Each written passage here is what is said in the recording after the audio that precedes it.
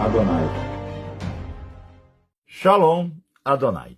Antes de iniciar o vídeo, eu gostaria de agradecer ao professor Paulo, de São Paulo. Vai meu agradecimento a ele. Ele ajuda demais esse canal. O conhecimento dele é fantástico. Gostaria também de agradecer ao seu Carlos Roma, que cuida do canal Yeshua do Facebook. Eu só tenho a agradecer ele, tá? Vai meu agradecimento. Ele está com nós desde o início e ele que toma conta. Foi uma iniciativa dele. E o meu canal é conhecido no mundo hoje através do seu Carlos Roma. Tenho que agradecer a esse guerreiro celestial que tanto fez por esse canal desde o início. Então, é um dos primeiros inscritos, é o seu Carlos Roma. Eu queria agradecer ele de coração, irmão, tá? A gente tem que lembrar das pessoas, porque aqui a gente é tudo junto. E vou agradecer também aos comentários. Não deixa de comentar. Você vê que lá no canal Yeshua, as visualizações em 2 vídeos aumentou 30 mil visualizações a mais. Porque eles começaram a comentar e a divulgação é maior. A gente vai atingir um público maior. Então vai meu agradecimento, eu vou agradecer lá, que aqui eu estou no canal do Relógio do Criador. Mas quando eu estiver lá eu vou agradecer. Para você entender o vídeo que eu vou colocar, o próximo no canal Yeshua, você tem que assistir esse documentário. Para você começar a juntar o quebra-cabeça. Porque os próximos vídeos do canal Yeshua, ele vai revelar o que está enterrado aí embaixo dessas pirâmides e o que está enterrado na Amazônia. Você vê que lá tem pirâmide. E você pode reparar que as pirâmides não afundam. Por que as pirâmides não afundam? Porque elas estão em lugares que o firmamento mostra. Por isso que no Brasil tem 70 cidades que não afundam, que eu estou colocando, vai subir o vídeo ainda da região do Nordeste e da região Norte. É que eu estou fazendo um vídeo longo. As pessoas vão gostar de todas as regiões, a forma que o que vai ser mostrado. Então o firmamento mostra, tanto tá aí, ó, as pirâmides não afundam. Quer ver outra imagem? Isso aí, ó, são imagens lá da Amazônia, ó, o mistério das 3 pirâmides da Amazônia que não afunda. Tá vendo? Aí, tá aí, ó, pirâmide, pirâmide, pirâmide. Então fica com o documentário. Eu vou colocar várias partes desse documentário. Esse documentário vai ampliar sua visão de uma tal forma, porque o que vai ser mostrado no canal Yeshua é onde está a Ramempatá, Atlântida, onde que ela está na Amazônia, e você vai saber o que tem embaixo das 3 pirâmides, que estão enterradas aí no deserto do Egito. O que está enterrado no deserto do Egito também está enterrado lá na Amazônia, Então a gente vai explicar tudo. Vocês vão ter uma compreensão gigantesca da história que foi ocultada a nós. Então você tem que ter esse entendimento, porque isso está no firmamento. Então a gente vai mostrar isso aí. Mas para você ter o entendimento do próximo vídeo, lá do canal Yeshua, você tem que assistir os vídeos desse documentário, para você juntar o quebra-cabeça. Shalom, Adonai, fica com o documentário.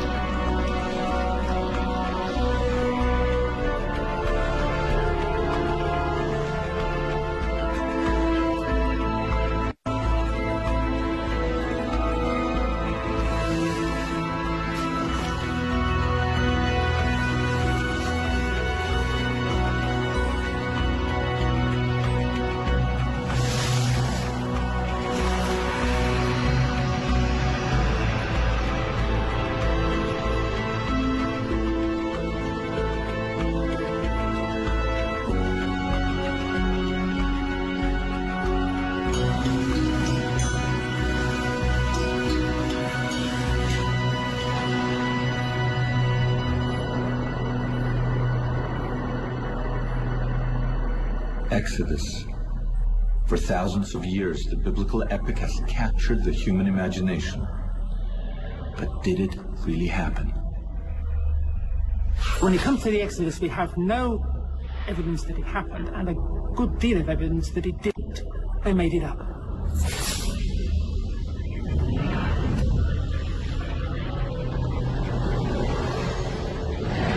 Painstaking excavation. Under 150 feet of sand and rock, they discovered the ancient tomb of Ententemir. Something must have happened. I can't explain what happened, but it shaped ancient Israel's identity, and therefore I can't dismiss it as a fairy tale.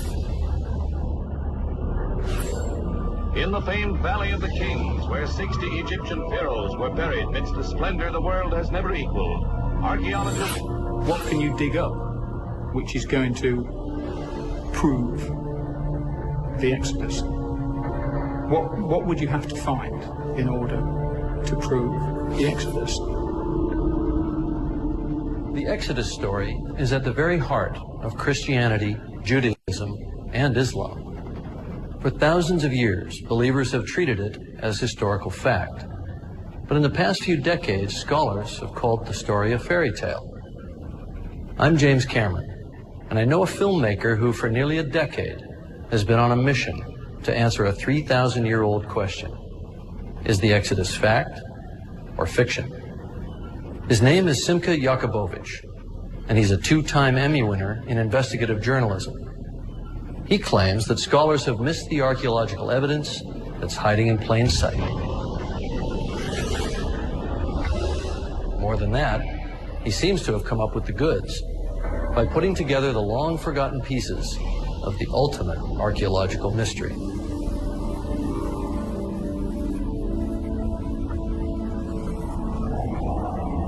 How did we do it? By tracking down experts from a variety of disciplines who rarely, if ever, talk to each other. None of them fully subscribes to our take on the story, but many possess critical pieces of the puzzle. What emerges will challenge even the most skeptical. But before we show you the evidence, let's start the story at the beginning.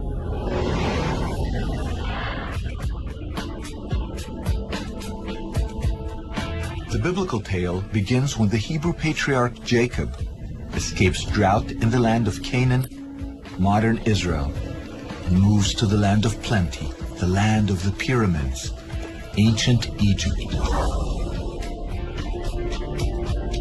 There, Jacob's clan, the future Israelites, flourish in their new environment. In fact, Jacob's son, Joseph, became as powerful as the rulers of Egypt, the pharaohs.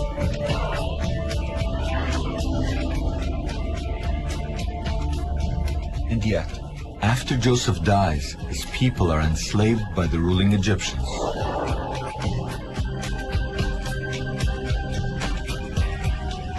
More than a century later, the Egyptians became afraid of revolution and instituted a policy of drowning all the Israelite male infants.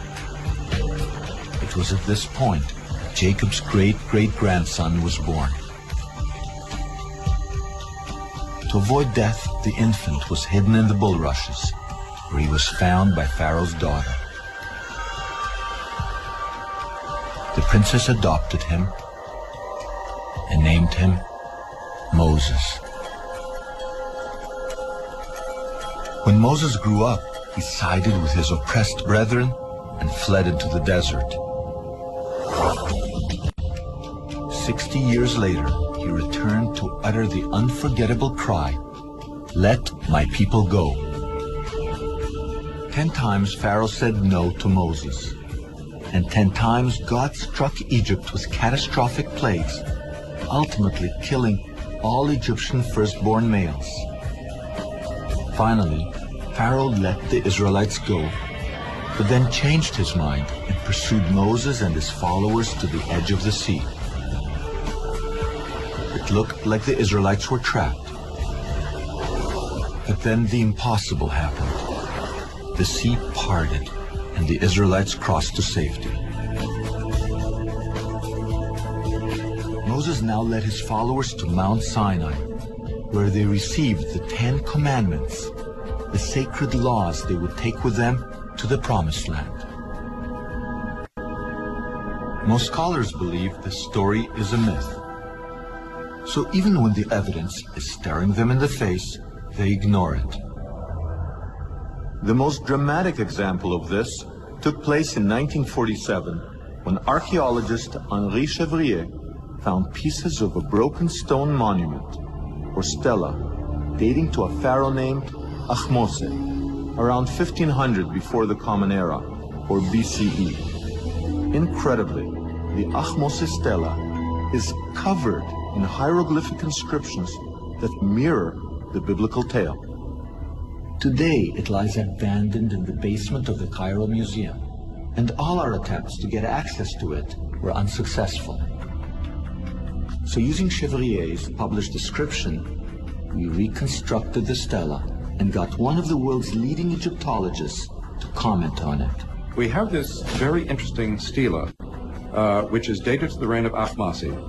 It records a tremendous catastrophe that happened to Egypt. We're not quite clear what it was, but it involved rain and thunder and lightning and such a storm that rarely happens in Northeast Africa. I mean, that's a dry area. It sounds peculiar to me that the biblical tradition preserves the memory of plagues, which involve climatic cataclysms. And here we have, from the very time, this curious stela. This curious stela may in fact hold the key to the Exodus enigma. Let's take a closer look. The Bible says that at the time of the Exodus, there was a great storm. Ahmose's stela also talks of a great storm. The Bible says darkness descended on Egypt. The stela says that Egypt was enveloped in darkness. The stela then says something very peculiar. Though the Egyptians worshipped many gods, on this stela it is written that the storm and the darkness happened when God, in the singular, manifested his power.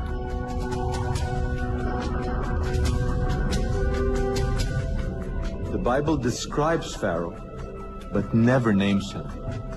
Because of this stela, we now know his name, Ahmose. And now that we know who he is, maybe it's time that we met him.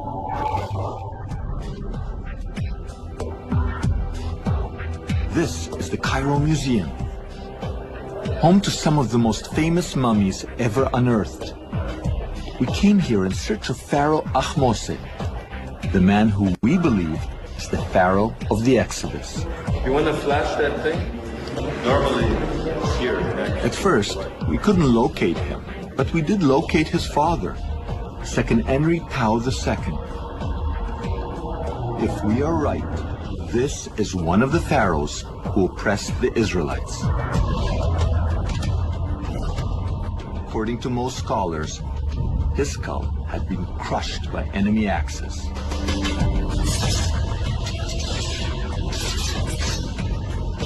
Perhaps those enemies were Israelites, smashing his mummy as they left on the Exodus. We continued on our search for Ahmose. It was hard to locate him because he had been sort of misfiled. But we did locate one of his two wives under some debris in one of the museum's workshops. Hi, is it possible to reveal the wife of Ahmose? Just don't move it without the morning. According to our calculations, this somewhat discarded glass coffin contains the mummy of a woman whose husband contended with Moses and hardened his heart to God himself. At last we located Pharaoh Ahmose. Here is the man who confronted Moses.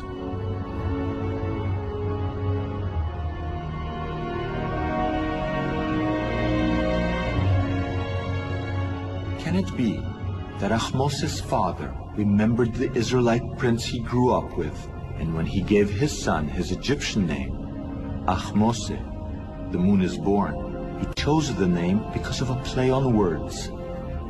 In Hebrew, Ahmose means the brother of Moses. In history, Pharaoh Ahmose is most famous for expelling a foreign nation from Egypt around 1500 BCE. At the time, Egypt was ruled by a people that the ancients called Hyksos. Until recently, little was known about the Hyksos. Then, in the 1960s, their ancient capital, Avaris, was discovered north of Cairo.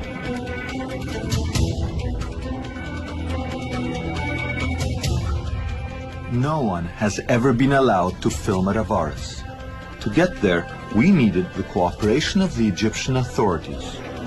They're concerned that in the volatile Middle East, the discovery of biblical artifacts will somehow strengthen modern Israel's claims in the area. As a result, the Exodus is a touchy subject in Egypt today. So we didn't mention Moses, and we stressed that we were interested in Pharaoh Ahmose and the Hyksos he drove out of Egypt. After months of negotiations, we were finally given permits to shoot at Avaris.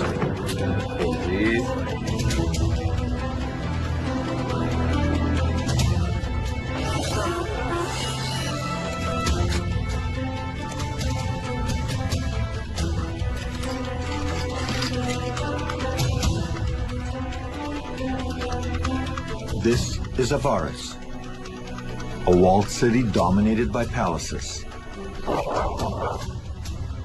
3,500 years ago, it was surrounded by branches of the Nile. Avaris was discovered by Professor Manfred Bitak of the University of Vienna. Although only a few acres are exposed today, in ancient times, Avaris seems to have dominated the area. Avaris itself was much bigger. It was 250 hectares, so it extended from here to the east about 2 kilometers, and from here to the south perhaps even 1 kilometer. In the Hyksos period, this was one of the major residences of Egyptian pharaohs.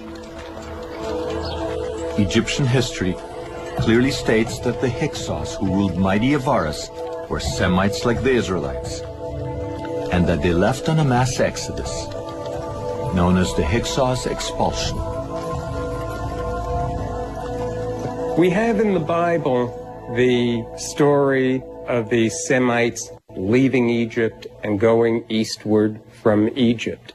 At the same time, independent of the Bible, we have a story of the Hyksos being expelled from Egypt.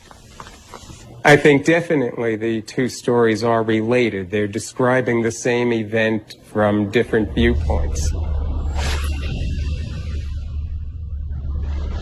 If the Hyksos expulsion and the biblical Exodus are really one and the same event, then perhaps we can find the long sought-after proof for the biblical Exodus during the Hyksos period.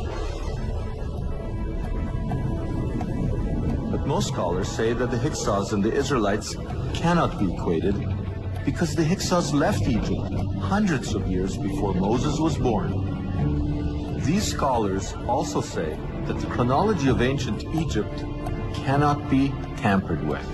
You can play with Egyptian dates. You can move up maybe 10 years and down 10 years, but you can't move up and down 50 or 100 years. That's not possible. And yet many people try to do that. They try to adjust chronology to fit their predetermined notion of biblical history. You can't do it. But maybe we have to. What if scholars are placing the Exodus in the wrong time period? Imagine the confusion if in the future scholars date World War II to the 1990s. They'll never find any evidence that it actually happened. Currently, most scholars date the Exodus to 1270 BCE during the reign of Pharaoh Ramses II. But some scholars are now breaking with that consensus. The Bible gives information that would put the Exodus about 480 years before the early years of Solomon, in the middle of the 15th century BC.